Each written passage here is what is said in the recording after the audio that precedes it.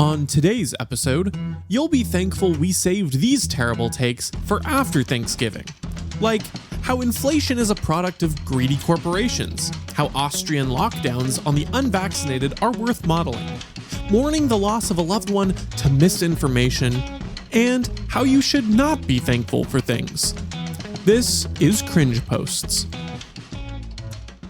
Hello, friends, and welcome to this episode of the Cringe Post Podcast, the show where we look at those just cringy posts in your feed, we take them down, and we laugh at them with you. And of course, we talk about why they're wrong as well, so it's hopefully educational, but a lot of entertainment nonetheless. My name is Donald, and my co-host here is Britt, and we are gonna, before we take on other people's posts, we're gonna take on our own bad historical takes, because yes, everyone is prone to making cringy posts, including ourselves. Before we get into that, just a reminder that if you can comment, subscribe, share this with your friends if you're having a good time here, we appreciate that. We are growing and want to keep that growth going. It's really a big help to us, any kind of engagement we can get, and we appreciate all of the support so far. So, with that being said, here is the first cringe post from our good co-host Britt here, and this one is back in 2008. Britt posts, "As much as people hate on Bush, I think we'll look back on him as a great and kind president." And you know, that's the one thing that I always appreciated about Bush, was when he was lying us into war and dropping bombs on people in Iraq, was he does so with a smile on his face. He's got those gentle eyes so lovable, watching the children burn. It's just so lovable. Exactly. Yeah. No, what's kind of funny, you and I kind of talked about this before, but like, this take is ironic because the left now does look back on Bush as like a great and kind president, right? And I was just, back then, I think it was in 2000. Yeah, it was his first, like, when he was first running for president. I remember talking to my parents, and my parents were pretty, like, Republican, and they're like, yeah, like, we believe in, like, really small government, and, like, when they fund things, like, it actually, no one's incentivized to do the right thing. So they were really close, they're pretty based. I was like, oh, that sounds awesome. Like, I'm going to vote for Republicans, when I grow older. And so I kind of was a built-in Bush fan.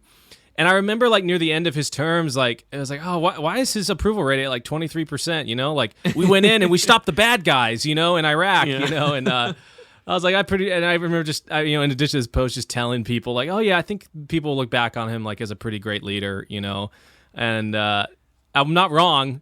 People do look back on him, not for the right reasons, obviously. It's just always funny. Like, the only good president, Republican president to a Democrat, is a dead Republican president or like a past Republican president. That's the only time they ever liked them. Yeah, an irrelevant one. It's funny because I had somewhat of a similar expression. I remember, I think probably on talk radio from someone like Michael Medved or Rush Limbaugh. I remember hearing them say this specific phrase because I repeated the specific phrase of history's going to vindicate George Bush. Vindicate. The choice word there, Hey, people were still saying that in 2012. Yeah. I was going to say, history has done anything but vindicate Bush. The funny thing is, all of the principles that, your parents instilled into you and mine into me, was just misattributed to Republicans. But I mean, if you listened to campaign trail first term George Bush, that really was what he was trying to go on. Yeah. Now, whether or not, his actual proposals were there, I mean, his presidency really was changed by 9/11. And then the, war hawks got into control and said, look, this guy does not have a foreign policy. He was going to be a domestic president. We can make him do what we want, basically, and then change the entire trajectory.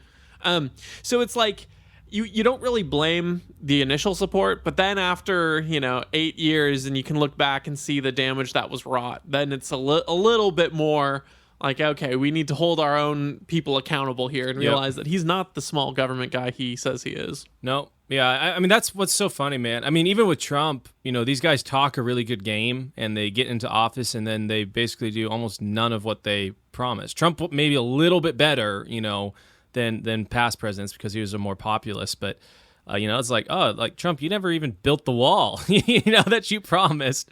I wonder when people will wise up to it. Obviously, and you and I were able to at some point. yeah, exactly. Well, and the thing just to mention on Trump that's really interesting is he was in such a unique situation of being, well, not unique. I'm sure it's happened, but it doesn't always get highlighted. But of making these sort of grandiose campaign trail type promises and having to reverse it mid-campaign when it came to COVID lockdown stuff, right?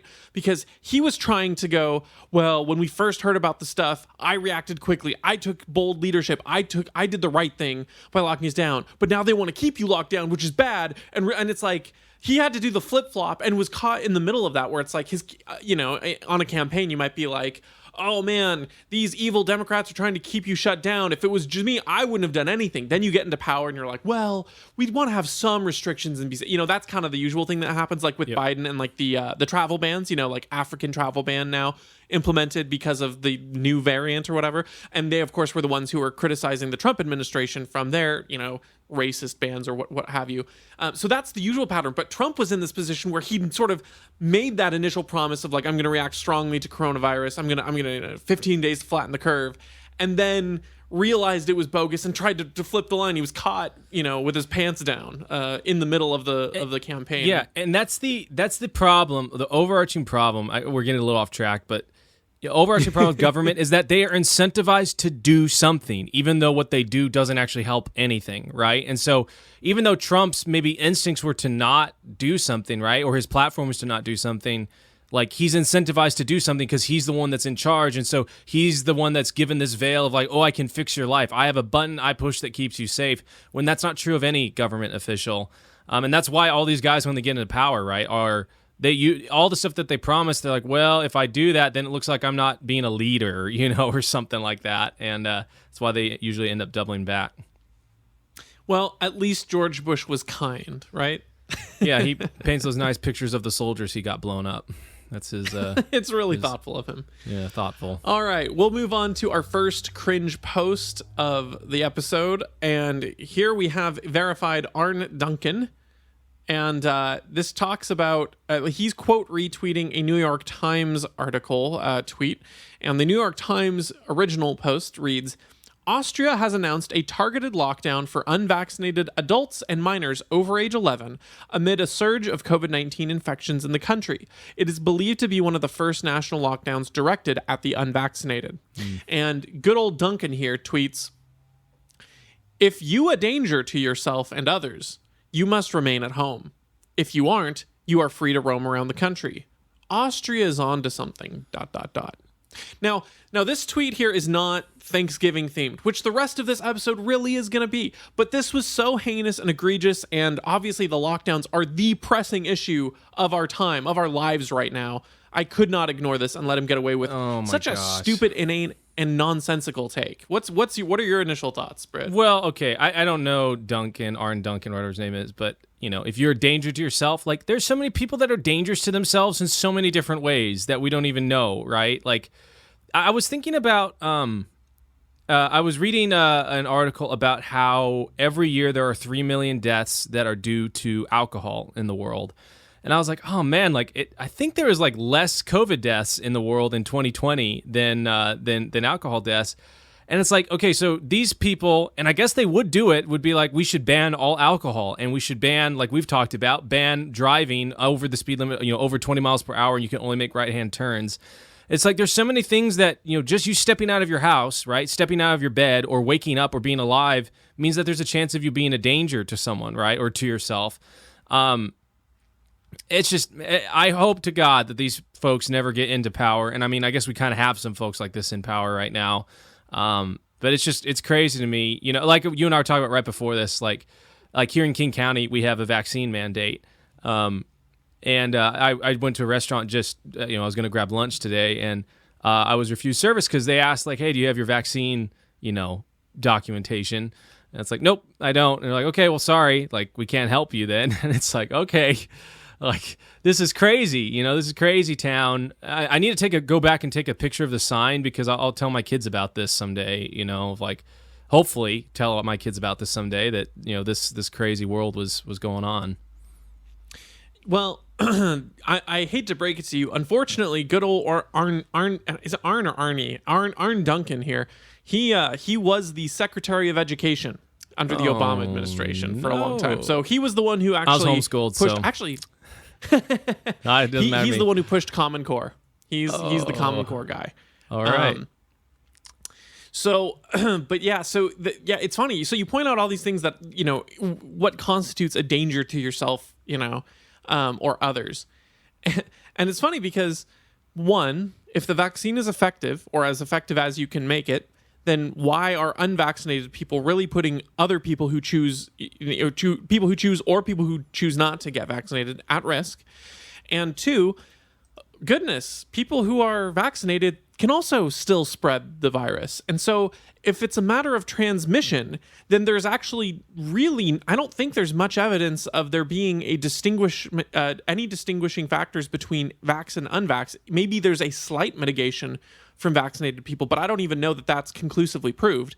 But again, the biggest thing is it's like if people want to be vaccinated, they can get vaccinated, and that's that, Not to mention that, like, just how insane it is that these people think that they own your body from age whatever to like through minors over 11, I guess. I'm guessing under 10 they think it's safe enough or something like that would be my guess. But it's crazy because this is also based on a surge of infections, not necessarily a surge of hospitalizations. Yeah, and to look at Austria and to think they're onto something with this kind of creepy lockdown. Of course, he thinks that language. Like, yeah. Well, and am I wrong? Was it Austria? Is that the I must be thinking it's either Austria or Prussia or something like that. That the public education system is modeled after for factory workers. That might have been Prussia, but it could have been Austria too. Yeah. It was Prussia. Okay. I was going to say, it just would be a really rich full circle for the former Secretary of Education to be saying Austria, as a model for this kind of thing. But yeah, obviously this is, I mean, it's just such an obvious, blatant, gross caste system. And, I don't know, if you put this in the context of a history book and said, 1930s, British people were imposing this on the Indian people with, smallpox vaccines or polio vaccines or something. I think that a lot of the people supporting it in this context would be like, dude, that's colonialization, that's racism, that's, the white man imposing his power over, you could put it whatever lens you want. But when it happens here at home, they're perfectly fine accepting it because it's on their terms.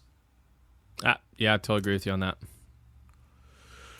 Okay, so now we're going to transition into some Thanksgiving takes because hopefully you guys all had a lovely Thanksgiving spent with friends or family or other folks you love, and you were feeling content and happy and thankful for things. So I want to dash all those happy, warm feelings with these awful cringe takes about Thanksgiving, and we're going to start with one that went a little viral, so maybe you'd seen this, maybe not, and if not, buckle in. We have a tweet from the Women's March, famous Women's March that, where they were wearing some very fashionable hats, is what I will say. They tweeted out, "We apologize deeply for the email that was sent today. $14.92 was our average donation amount this week. It was an oversight on our part to not make the connection to a year of colonization, conquest, and genocide for indigenous people, especially before Thanksgiving." We are living in just cuckoo land when people are getting offended at an average donation amount equating to a year that's associated with the discovery of the landmass of the, North, Central, and South America. I feel so nauseous thinking that there are actually people who were wounded or upset or outraged over this. Yeah, I guess it's kind of that, not age old, but more recent adage that, like, when you have no purpose in life, your purpose is to look for things to be offended about. And it's, the people that are probably subscribed to the Women's March email list are probably people that want to get offended, right? Like, just a general guess, right? So they're coming over saying like, ooh, what little thing can I, stand on and I'm better than you, and make a loud complaint about. I always find it, and maybe we'll get to it later as well, but like, I don't think there's any more racist thing than the kind of the idea of the noble savage, which it always gets brought up like around Columbus Day and Thanksgiving and all this stuff. And it's like these folks are like, oh, like the white settlers and stuff, killed all these native peoples. It's like, okay, maybe you're right. In some instances, maybe you've kind of got a little bit wrong, or there's different context or something you should know, or it's different. But okay, how did these folks treat each other before we got here, right? Were they just like peaceful, loving harmony, didn't, have any war or anything like that? It's like, no, like these people were vicious. Like, and that's kind of, and I'm not trying to say this like, oh, like Native American people are vicious inherently. I'm saying humankind is vicious inherently, right? Like we're always hurting each other. We're always doing things regardless of whether you're white, black, or native or anything like that. And it to be like, oh, like these people were so peaceful until we came and corrupted them is just like, ugh, it's such a gross way to look at the world. Yeah, it's funny because they're very set on a narrative, rather than and like that's the whole. It's like this sweeping emotional narrative of we came in and gunned them all down and they were just sitting there like sitting ducks, and it's like, yeah, like we did bad things, so did they. Not justifying what we did, but to be so deeply wounded and offended over this kind of thing. Seems like you're grasping at straws a little bit. And then to get offended specifically at an average donation amount that relates to the year, that relates to the founding of this country, or not, founding of it, physically from the European continents and things. It's like, it's just such a stretch.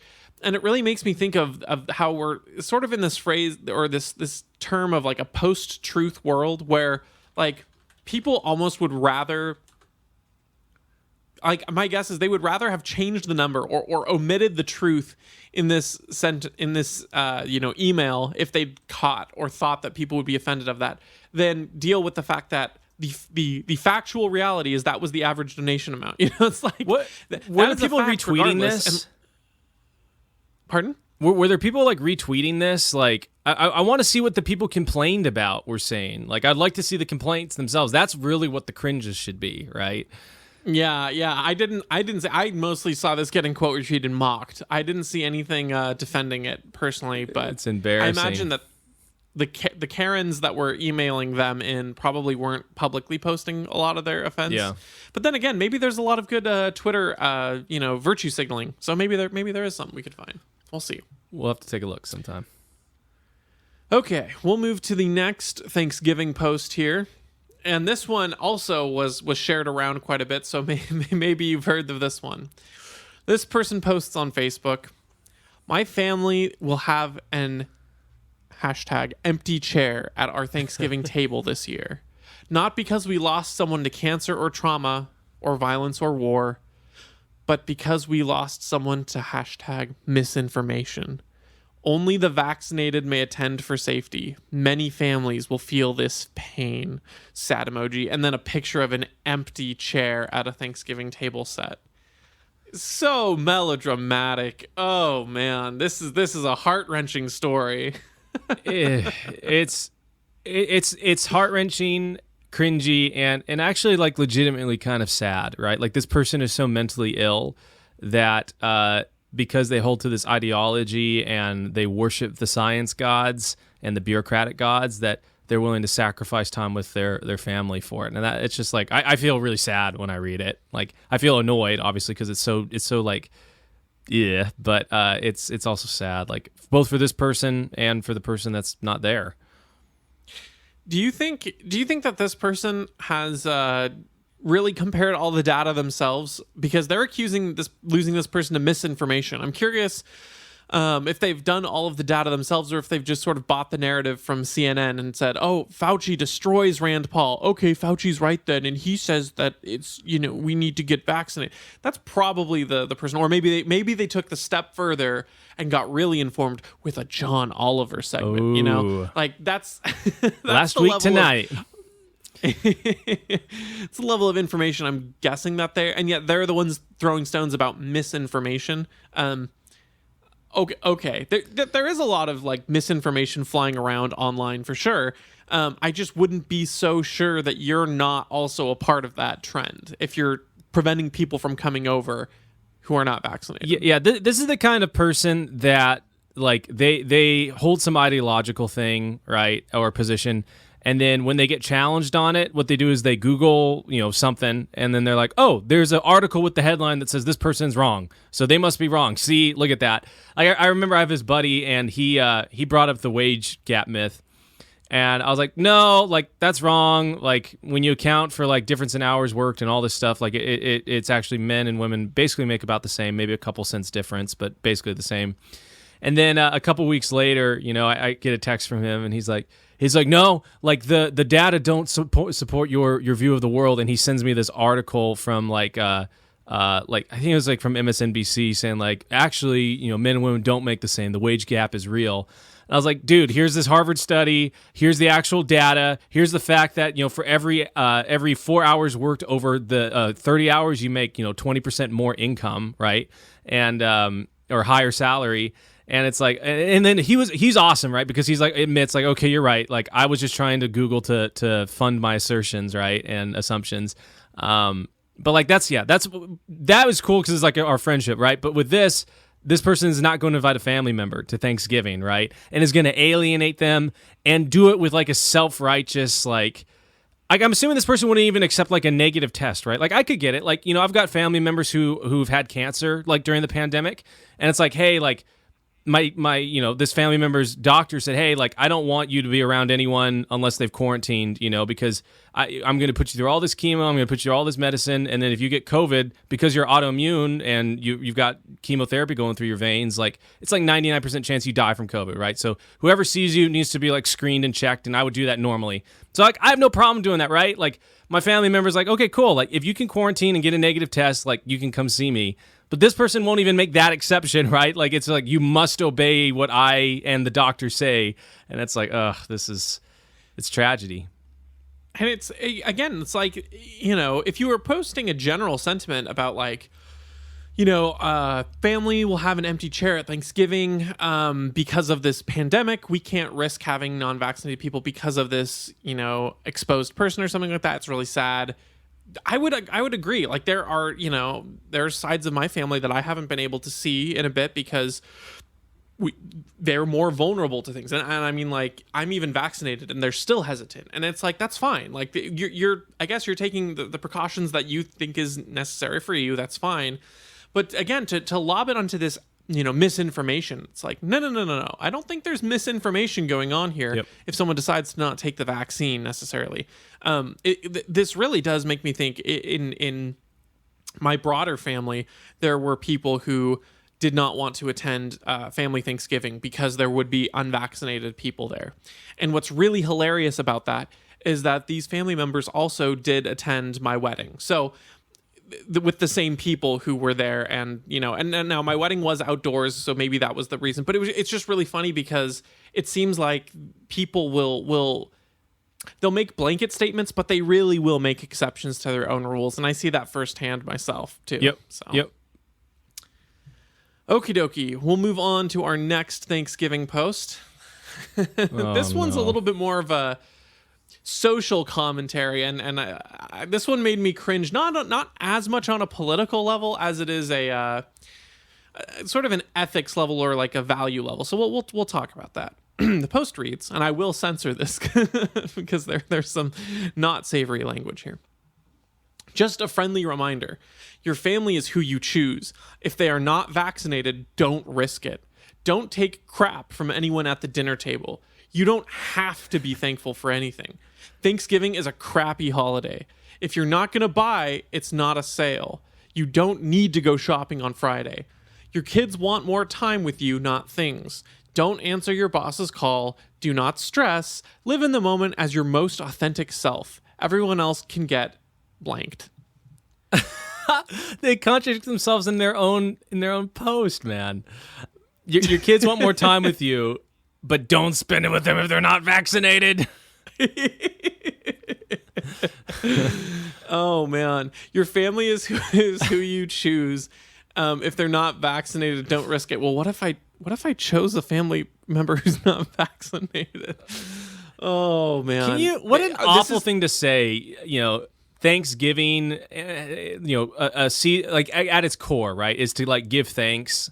To have gratitude, to be thankful of all the good things in your life, which is recognizing it and acknowledging it and then vocalizing it. To call that a crappy holiday, like, wow, like what an ungrateful, selfish, and sheltered person to be able to have something like that. I got to have Thanksgiving with my wife's family over in Eastern Washington, and they all immigrated from Venezuela, right? And so they went, there's about 30, 40 of them, and they all went around saying what they were thankful for, man. And it was like so sobering to hear them just be thankful that they get to live here, that they're not living there. That one of Carissa's uncles, he talked about. He's like, yeah, like in Venezuela, my dad's tractor got stolen, and I'm really thankful that his tractor got stolen, because if it hadn't gotten stolen, we wouldn't have been forced to move to the United States, and we wouldn't have, basically would have starved to death there. And I was like, holy cow, that's just so if that guy can be thankful for that, right, and to recognize the goodness in just being able to be alive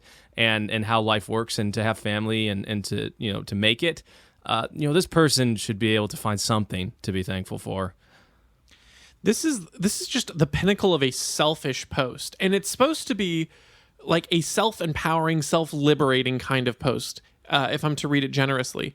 But the problem is that and as a libertarian, I'm of the opinion that, like, yes, we should be free, we should be autonomous to make our but that means that we have to be virtuous people. We have to be people who live up to that that standard of what freedom allows you to do. And I don't mean like, but by force of law. I really don't. I just mean like, if you want a society that is healthy and cooperative, you need to improve yourself and be a better person and those kinds of things. And so having the perspective of like, live in the moment as your most authentic self, everyone else can get effed. And then simultaneously also saying things like, you don't have to be thankful for anything. It's like, here's the thing. Live as your most authentic self. Yeah, don't put on a facade, but also don't like seek to not improve yourself. Be a better person. Learn to find gratitude in the moments of when things aren't great, Like, you don't have to be thankful for everything, but you should try to be thankful for as much as you can, because gratitude is a virtue. And so, yeah, so like this, and here's the thing. Your kids want to spend time with you, not things. I mean, yes and no. Treating your kids with things is also a nice thing to do, but I get it. Don't just throw material goods at them and expect that to suffice. Don't answer your boss's call. I mean, generally speaking, yeah, like if, it's over a holiday and you have time off, unless it's an emergency or you're like a heart surgeon or something, you know what I mean? Like there's context for it, but I generally, I'm not opposed to that or anything.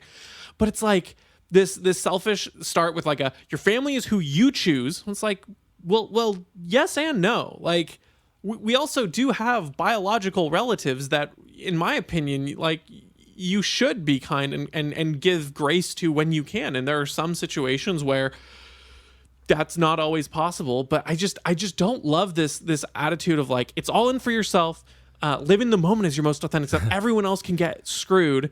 And don't be thankful for anything. It's like, is this really the path to being a better person? Are you spreading an encouraging message, or are you just going to create more people who are untied from others, unmoored, sad and depressed because they don't have those connections to keep them in check, and then not working on self-improvement and not working on positive attitudes and things? Like, it just seems like a recipe for disaster. You hit it on the head when this all stems from the like self-love sort of movement, right? And there's nothing wrong with like, hey, like I care about myself and love myself, but it's like, you got to love yourself where you're at, but you also got to love yourself enough to not let yourself stay there, right? And all of these things stem from that, right? It's like, I don't want to improve, I don't want to grow because it's uncomfortable, so I'm going to love myself right where I'm at, and that's my excuse for not doing that. That's my excuse for saying, my family that might challenge me. And that's not to say, there are definitely some families, right, that are awful, and it's like, yeah, you probably shouldn't be around them or anything like that. But,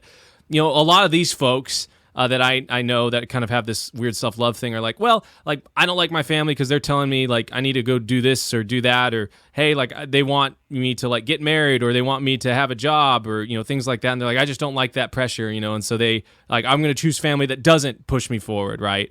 I'm not going to take crap for noon at the dinner table because I don't want to get better. If I'm not, like I was saying, if I'm not where I should be in life, or I'm not pushing myself, I don't want to have to look at the bright side of life and improve myself. So I don't want to be thankful. And it's all just an excuse to do nothing, right?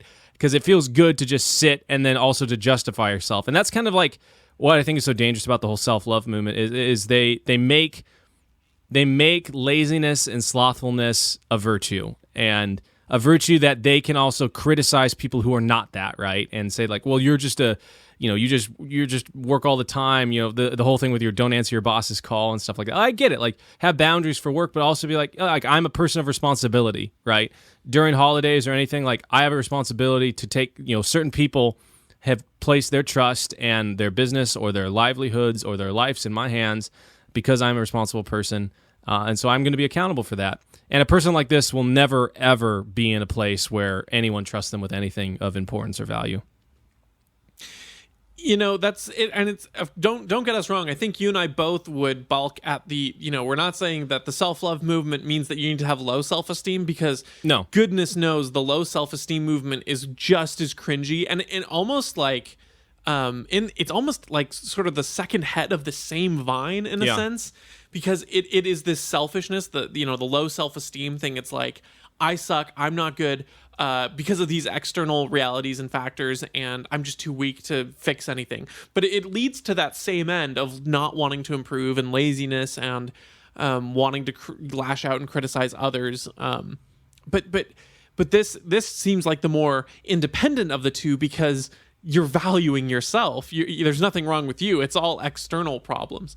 I think some of this antagonism towards like your families who choose don't take crap from anyone at the dinner table, it's like a lot of what you said, where my guess is this is like someone rebelling against a probably pretty strict or relatively strict moral, theistic family, usually something like that, not an actual abusive one.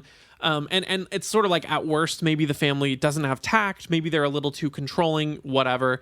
And those can be bad. Like, as you're part of your family, you should try to be gracious and loving. And even if you're trying to instill, good values, you should be firm but not overbearing, all those kinds of things. That being said, this overreaction oftentimes happens from families that are not overbearing in the slightest. They're saying things like, have you considered that maybe this X, Y, or Z is not the best way to handle this? Like, have you considered that maybe, I don't know, like, to give an example, like sleeping around is not going to land you in a, serious, stable relationship that will last you far into the future. If you want to have a future that's somewhat stable with a family, like, you maybe need to not sleep around and just do a bunch of one night stands. And then the angsty guy, like, being mad about that because he wants to be selfish and sleep with everyone he can, sort of a thing. And it's like, you don't have to take crap from anyone at the dinner table, like, oh, cool. You're avoiding advice from your family who maybe you don't agree with their moral boundaries, but ultimately most of the time they want what's best for you, and you should be challenging yourself in those kinds of things. Yeah. The last thing I'll say, which is funny, this is kind of a minor note, but when this poster says Thanksgiving is a crappy holiday, it's really hard to not read into that at the meaning of Thanksgiving, that is to be grateful and thankful, with the other line of, you don't have to be thankful for anything. And if you're giving the interpretation that maybe they're saying it's a crappy holiday because of the historic oppression, the 1492 cents donations, things like that, even still, it's funny because this person, for a fact, I know, likes supporting like the LGBT movement, which uses a rainbow flag, which was, of course, appropriated as a symbol from the Bible, of God's punishment on an immoral world. And the LGBT movement sort of co-opted that, and now that's their symbol. So if Thanksgiving as a holiday of meaning can co-opt its original meaning of being thankful for the settlers specifically, and just sort of move on to just being a general time of being with family or friends and being thankful. I think you can, if you can, make the co-opt of the LGBT movement's rainbow, you could probably just do a little bit of work and move from being thankful for that specific point in history and just being thankful in general. That's a pretty small leap to make. So the whole people just choose which things they will or won't support because of co-opting, and it's just so funny to me. It's like, I don't know, I'm not gonna love using a modern day rainbow because of the implications of LGBT if I'm trying to illustrate some sort of biblical point with it. I get that. But I'm also not going to balk because and never celebrate Christmas because it's been so commercialized. I'm also going to celebrate the true meaning of Christmas in spite of that. And I can also celebrate modern co-optings of other things that have been used for good. It's just such a shallow, funny point to be like, oh, Thanksgiving's a crappy holiday, trying to use it as this guise of because of its racist past, when really you're just sort of being a petulant child who doesn't want to be thankful for things. Yep. Because it takes work to be thankful. You have to think, and you gotta realign your spirit to have an attitude of gratitude, and a nice little Christian rhyme, I guess. But I think it's G.K. Chesterton wrote that gratitude is happiness doubled, right? And C.S. Lewis wrote that that true humility is not thinking less about yourself or more of yourself, but it's thinking about yourself less, right? And kind of going back to what you were talking about, the low self-esteem movement, it's that's just as bad, right, as the high self-esteem movement, because really at the end of the day, what matters is I don't think about myself, I want to think about others, and then you start to transform into a really awesome person when you do that. Yeah, that humility aspect is really important, because being thankful requires you to recognize and almost pause for a minute and stop taking things for granted and humble yourself and realize that the things that you have are not you're not entitled to it, right? It's not just the way that things should be. Well, of course I have a house that I can live in. No, you have to be thankful for that, because that's not a guarantee in this life. Nothing is a guarantee. But I think so much of the modern culture tells people that they have a right to something. They have a right to healthcare. They have a right to foods and services. And so when you receive these things, you're not thankful for something that you're entitled to. It's I'm not saying you shouldn't be thankful for, being able to breathe easily, but I should be more thankful for that more often. But it's kind of considered like breathing, where it's you're not after every single breath, you're not being oh my goodness, thank you for that breath, kind of a thing. Just because it's natural, normal, you're quote unquote entitled to it. Of course, after you've had a really bad cold or life-threatening disease where you can't breathe well, maybe you are thanking for clear breaths after each one. That's a great point. But that's the thing, is everything in life is not a guarantee. You are entitled to really nothing. And so recognizing that it's not entitlement really takes humility, which is something that you should exercise. It's a muscle you have to work on and grow, because being humble is hard. Yeah. Oh, that's an awesome point. Okay, we're going to move on to our last cringe post here. And this one is Thanksgiving themed both in content and by the poster, who is one was it 512th or 256th Native American? I don't remember. It's about the same as I am. But our favorite is all I know. Just about the same as every single person who's ever taken a DNA test ever. Senator Elizabeth Warren says, wondering why your Thanksgiving groceries cost more this year? It's because greedy corporations are charging Americans extra just to keep their stock prices high. This is outrageous. Oh my gosh. This is similar to the, I think it was CNN wrote the headline, all this inflation caught all economists blindsided. They didn't know this was going to happen. It's yeah, it's you got to post a meme of Ron Paul saying I told you so back 12 years ago, I just can't believe this is so dishonest. Wasn't she a Harvard professor or something? She's supposed to be pretty smart. So this is either malicious or she's just really stupid. I'm not sure which. Probably both. It's malicious, stupid, or deluded, because I think to a certain point, when you live in a world filled with people telling you one thing, you're going to start believing that. And when you're up this high and you've preached this for so many years, I think it's a little bit of self-delusion and confirmation bias from everyone around you. this made me laugh in particular because Biden was bragging about your 4th of July. July 4 barbecue being 12 cents cheaper. Oh, 12 cents. Yeah. 60 cents. I don't remember what it was. It was some paltry amount. It was on sub-dollar amount. And the funny thing to me is, like, I don't know. Do you think the corporations were just a little slow on the draw there? You think they were like, oh shoot, we could have been keeping our stock prices this high, but dang it, we let it slip, and now our 4th of July sales are going to be 62 cents cheaper or whatever. But now by Thanksgiving they've reconciled that, and they're like, okay, thank goodness, we can cause the prices everywhere to increase to keep our stock prices. We should have done that for 4th of July. Good thing we saved it by Thanksgiving and Christmas this year. Yeah, it's people. One of my favorite things to show people, like that, and kind of the heart behind this podcast in the beginning. When you and I first talked, was someone was trying to understand, like, hey, like, why can't we just print the money, right, that we need to pay off debts?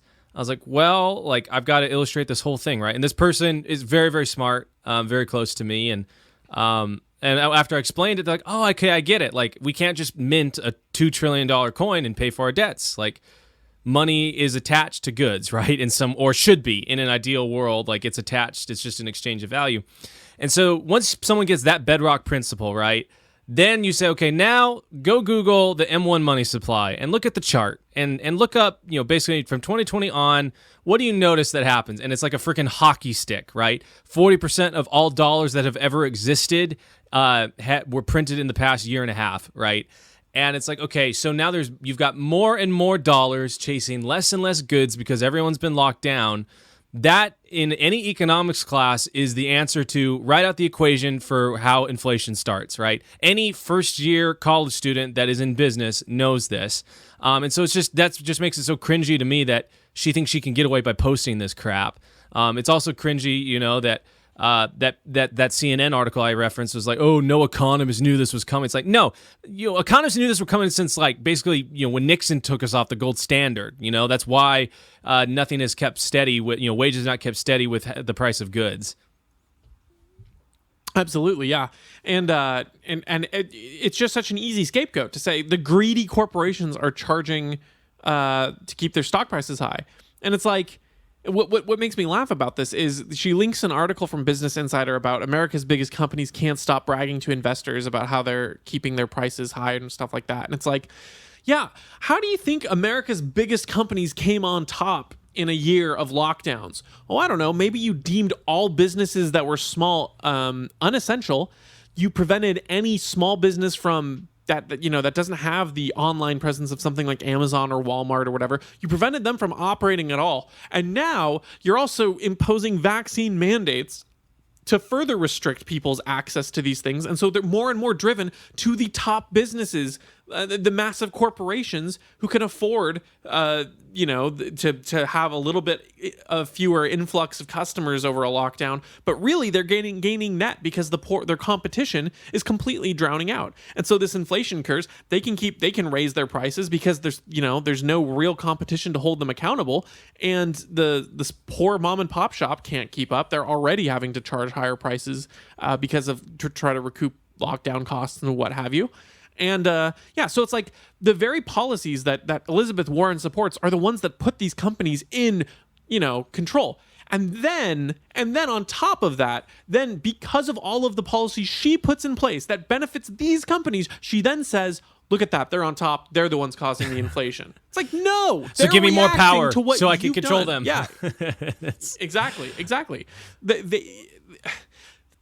It's just so frustrating because it's like you're giving them this power and then complaining that they have this power and saying that the power that you've given them is the problem that's causing the problem that gave them the power that you created in the first place. It's this weird like tangle of things where it's like, no, the inflation, that's a result of the lockdowns. The corporate massive companies being able to keep and consolidate power, that's because of the lockdowns. Both things that you did. And she's like, nope, let's just flip these dials, point them at each other and say they're each to blame for each other's faults when you're the real link here. Yeah, I think it was actually an Austrian kid. I remember this is last year, and this kid was being interviewed, and he was super based. He was like, if a government can break the law because there's an emergency, then what's to keep them from creating an emergency so they can continue to break the law? And Elizabeth Warren is just like the policies she, like you were saying, she advocates for are creating this dynamic, right? All these companies would not be where they're at without the help and aid of the government, giving them the chance to monopolize and to put these small businesses out of their livelihoods. And then in return, she wants more power to do more of the same. It's almost like, like she's incentivized to take certain actions because then she can get reelected, right? Because then she can just keep stumping on these talking points, and it's really popular with a certain subgroup, that are kind of not thinking, right? And the thing is, there's like an ounce of truth, right? It is true. These corporations are taking over, right? And they have way too much power, but it's like, okay, now how did they get that power, right?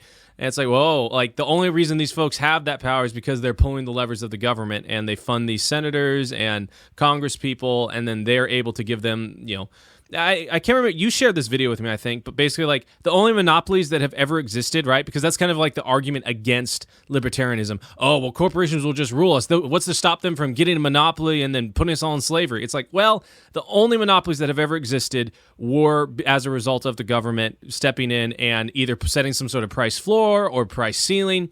A true monopoly, if it ever does exist, will only maintain itself as a monopoly by always and totally satisfying customers at a price point that no one else can compete with. And that sounds pretty awesome. That doesn't sound like slavery to me.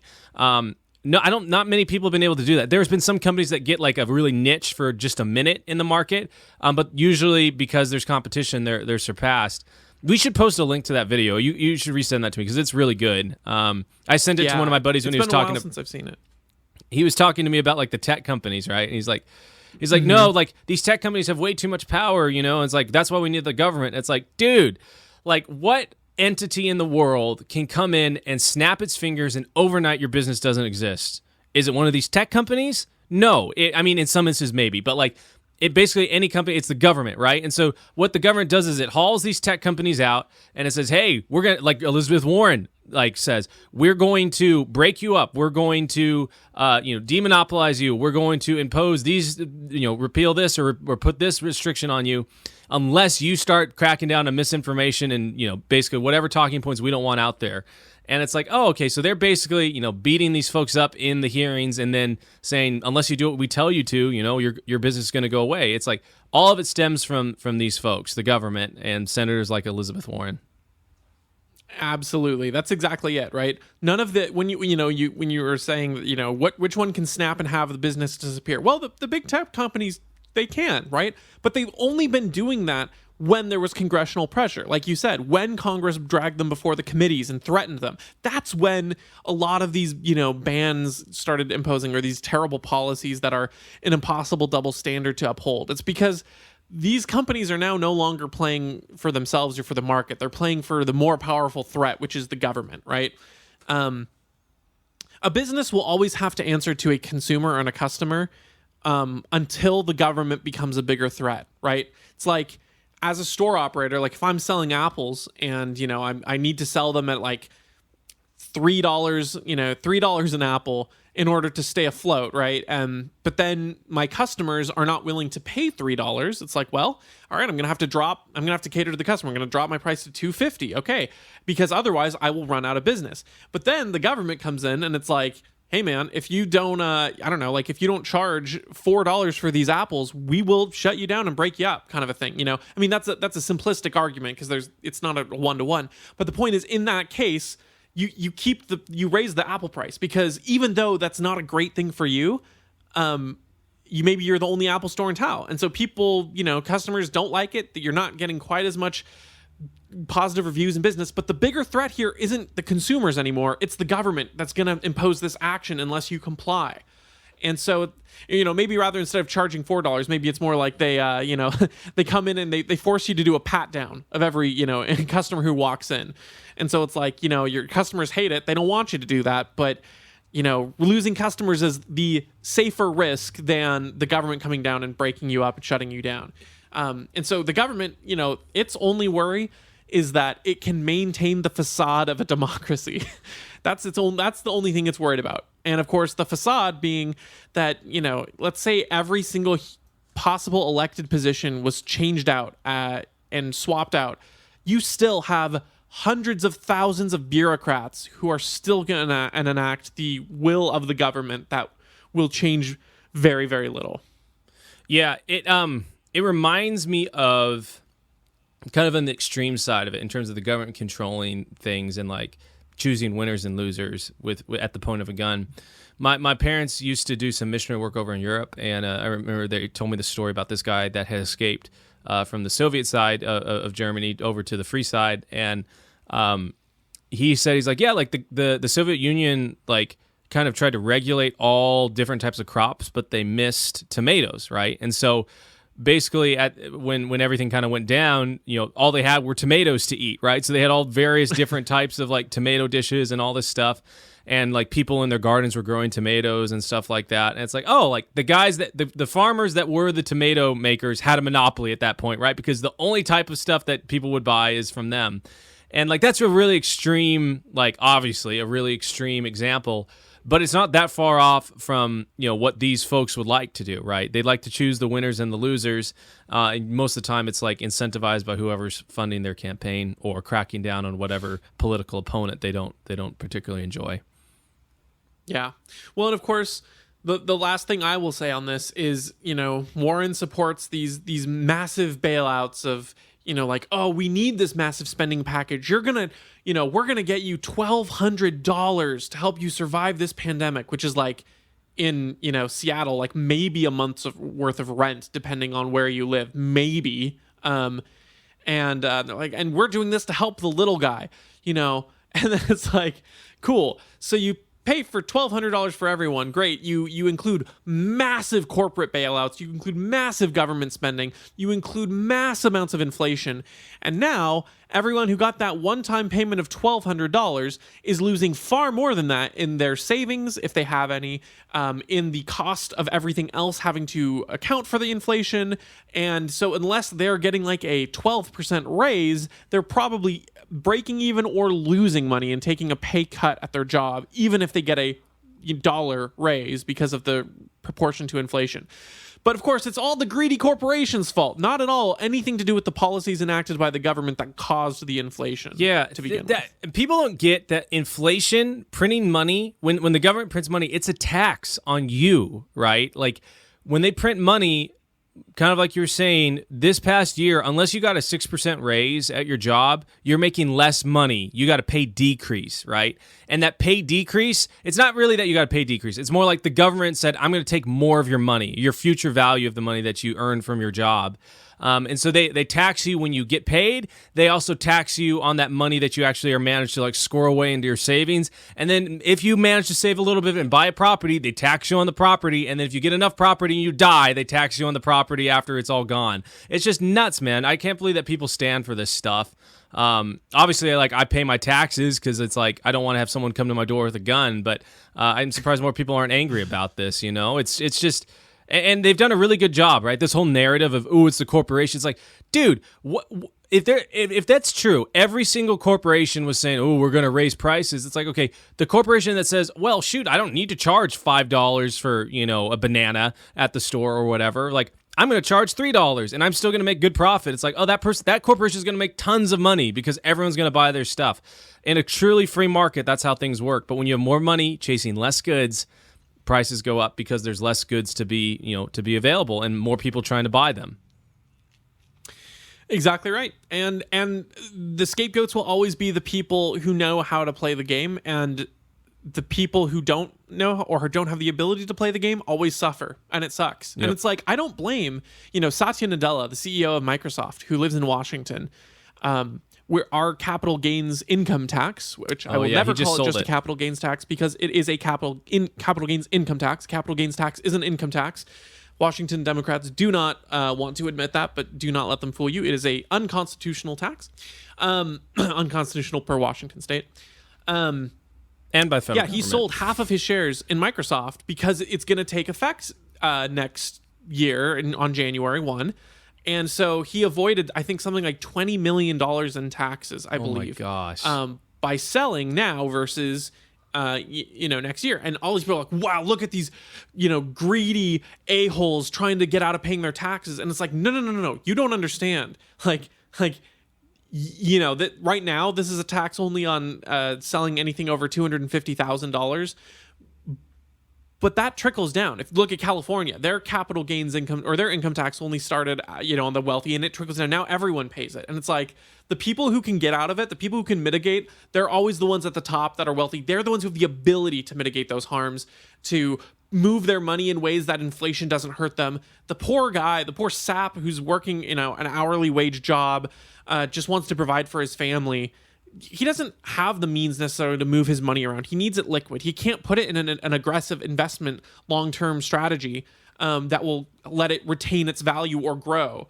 And that's the thing that sucks the most, is this inflation hurts the people who don't have the ability to play their stupid financial games that Elizabeth Warren creates and imposes. So what you're saying, Donnie, is that great for that Microsoft CEO for selling his stuff before the tax, but what you really want is that the poor need to pay more in taxes, kind of like Mr. Jeremy Boring. This is my audition tape for the Daily Wire. I'm advocating that the capital gains income tax in Washington State be moved to all capital gains on any kind of sale. So it's fair. So everyone should be robbed the same amount.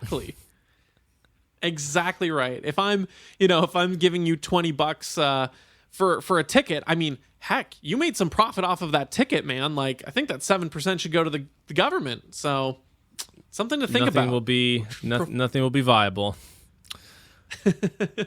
Nothing untouched by a government. You gotta love it. And then they'll lock us down Austria style.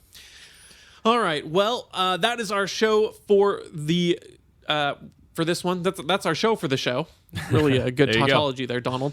That's our content for this show. Thanks for being with us. Again, if you enjoyed our content, please share it with a friend, leave a review, comment, like, subscribe, all that good nonsense. And we will catch you on the next one. Thanks for stopping by. Thanks for hanging out.